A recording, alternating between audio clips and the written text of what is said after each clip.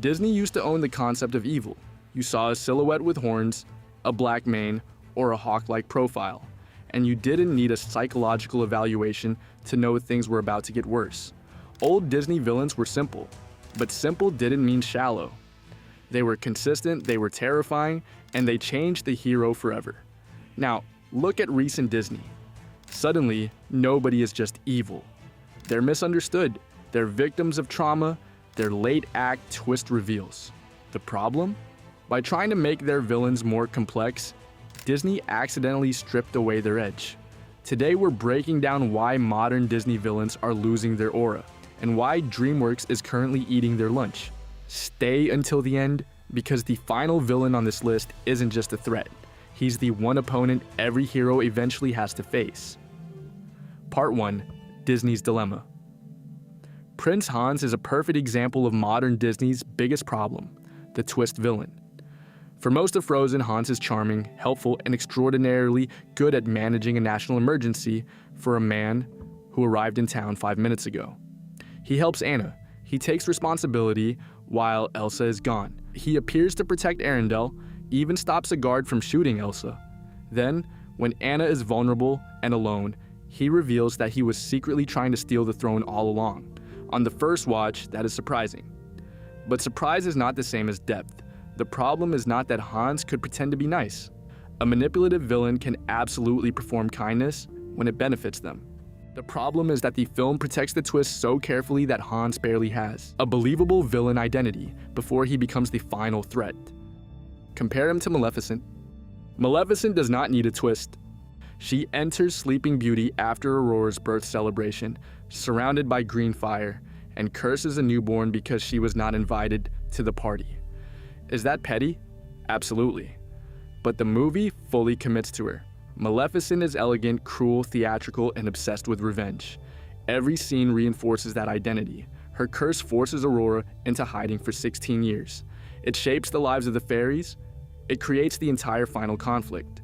And when Prince Philip tries to save Aurora, Maleficent turns into a dragon because apparently being insulted at a party requires a full-scale fantasy apocalypse.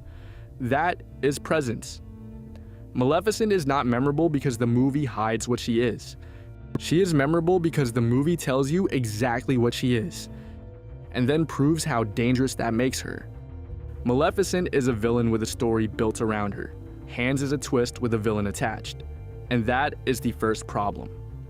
Modern Disney sometimes prioritizes surprise over letting the antagonist become a real believable presence. Next is King Magnifico from Wish. Magnifico is interesting because, on paper, he has everything needed for a great villain.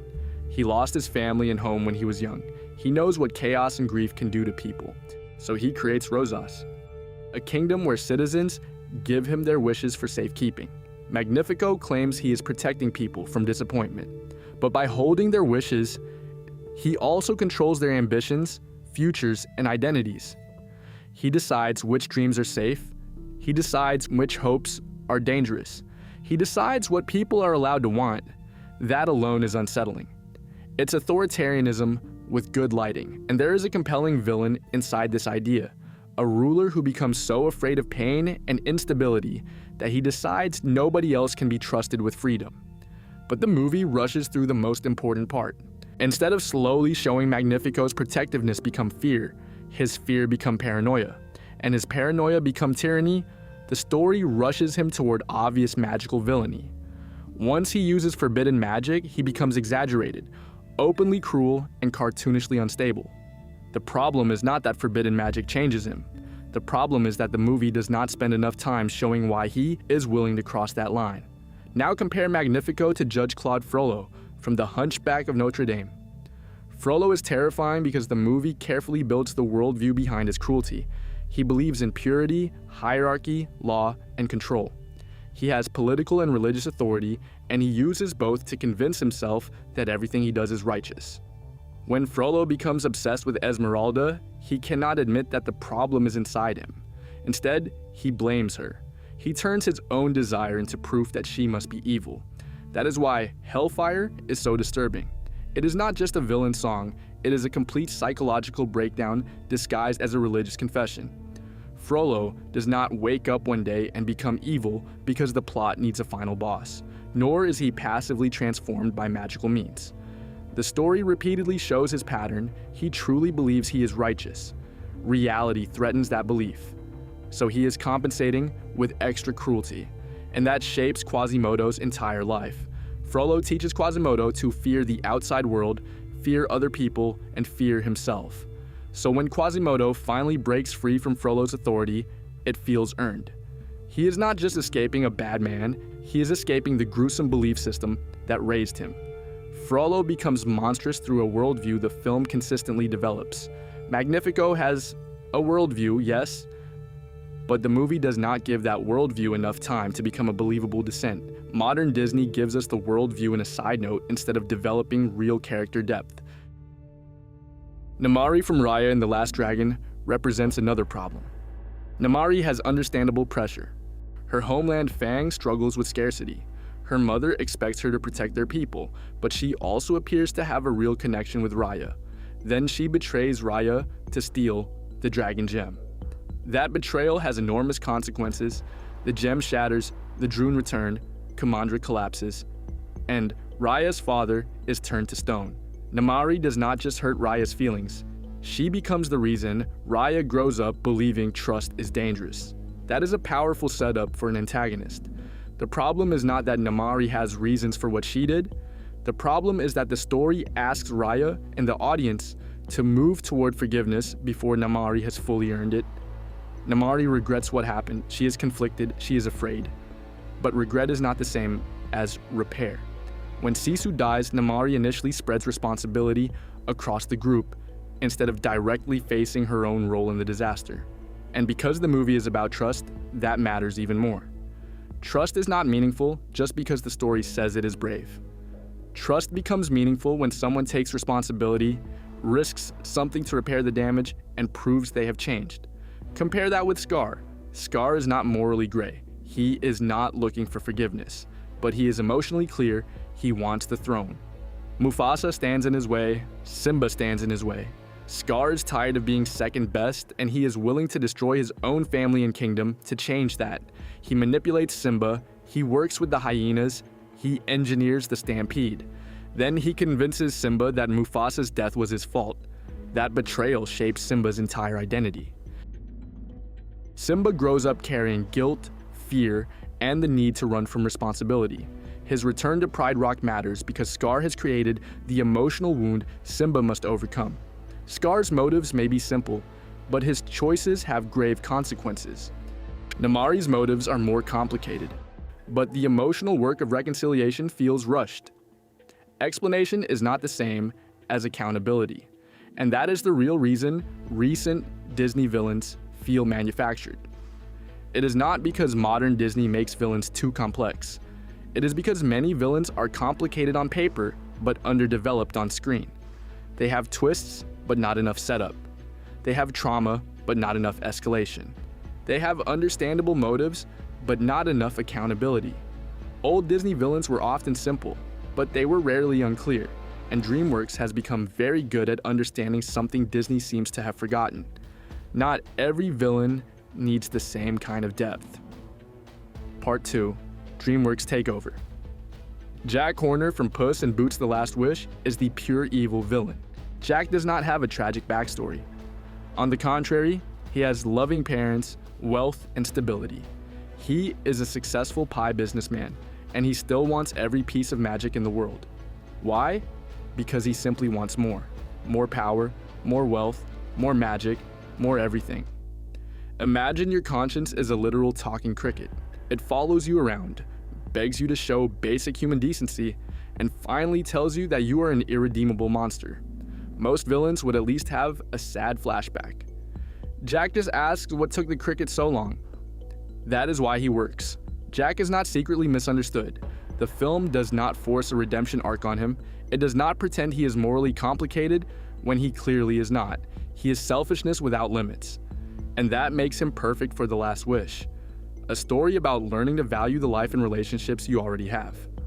Jack has everything and appreciates nothing. Sometimes pure evil is not lazy writing. Sometimes it is exactly what the story needs. Tai Lung from Kung Fu Panda is totally different. Tai Lung is the tragic villain. His violence is never justified. He attacks the Valley of Peace, escapes prison, and tries to claim the Dragon Scroll through force. But his pain is believable because the movie shows where it comes from. Shifu raises Tai Lung to believe that becoming the Dragon Warrior is his destiny. Tai Lung trains until his bones crack. His identity is built around earning one title and one form of approval. Then Oogway denies him. For Tai Lung, that rejection destroys the only identity he has ever known. That does not excuse what he becomes, but it makes his collapse understandable, and it shapes Po directly. Po also begins by wanting recognition. He dreams about being special, being the chosen one. But Po eventually discovers that the Dragon Scroll contains no secret formula. The power does not come from magic or a title. It comes from believing in yourself. Tai Lung cannot accept that simple truth. He is Po's dark reflection, the version of Po who believes worth only exists when someone else gives it to you. That is a real tragic villain. Not a villain with a sad backstory, a villain whose pain shapes every choice they make and forces the hero to learn the opposite lesson. Then, How to Train Your Dragon takes the mirror villain idea even further, with Drago Bloodfist and Grimmel the Grizzly. Hiccup's entire worldview is built around one belief. Dragons are not monsters to be conquered. They are living beings who can be understood. Hiccup's relationship with Toothless proves that friendship is stronger than fear. Drago is the direct ideological opposite. He sees dragons not as partners, but as weapons. He does not build trust. He creates obedience through terror. Drago forces Hiccup to confront a painful truth. Empathy can create loyalty, but it cannot guarantee that everyone will choose empathy in return. Some people see trust as weakness. Some people see living creatures as tools. And Drago proves that force can command obedience, even if it can never create real loyalty. Then comes Grimmel. Grimmel is more personal because he has Hiccup's greatest strength: knowledge. He understands dragons. He studies their behavior. He understands exactly how special they are. But where Hiccup uses knowledge to connect, Grimmel uses knowledge to hunt and exterminate. He is the cruel form of intelligence. This makes him Hiccup's dark mirror, the proof that knowledge alone does not make someone wise, ethical, or kind. Drago challenges Hiccup's belief in cooperation. Grimmel challenges Hiccup's belief that understanding naturally leads to compassion. Together, they force Hiccup to grow from a boy who wants peace into a leader who understands that peace must sometimes be defended, and that protecting something may require letting it go. And then DreamWorks gives us Death. Death is not a villain in the normal sense. He is mortality itself.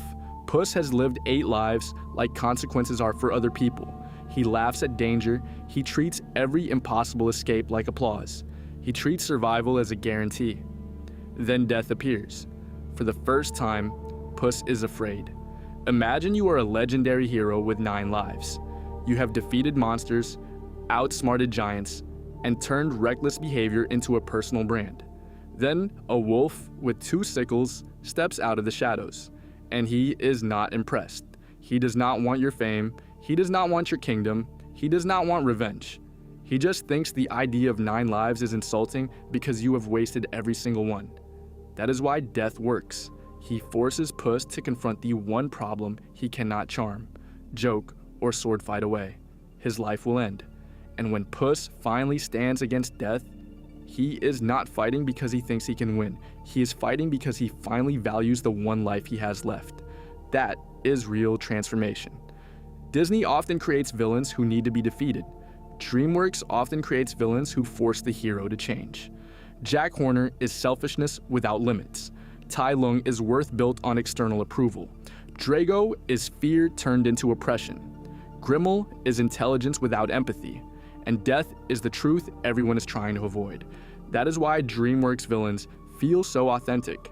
Great villains not only threaten the hero, they reveal what the hero must become.